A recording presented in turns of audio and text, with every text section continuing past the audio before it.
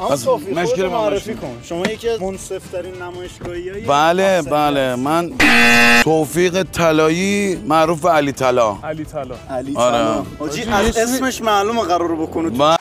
بله. توفیق همکاری داری صداش اینجوری باشه؟ ماشین‌ها رو به من شم میدی. داری؟ یه دونه داریم. منو قایم. ان شاءالله بعد از معامله یکی نشونتون میدم.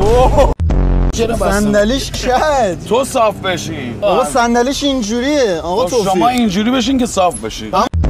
دمت گرم داشت اصلا ایران نبوده تو بودی. ایران نبوده تو. همه لات. مثلا به شما بگم پولتو فردا میزنم نزنم چی میشه؟ پولتو فردا میزنم نزنم قبلش باید یه چیزی سفته چیزی بدی دیگه. بعد اون موقع من میزنم شما میبینی. شما یه دونه بزنی ما دوتا میزنیم. نزنی میخوری بزنی ببین چی میشی. زای کاری دلال. آره. داری؟ توشم پر دلار. شیکم اینجوریه. حراج. خوبه نه عالی زد.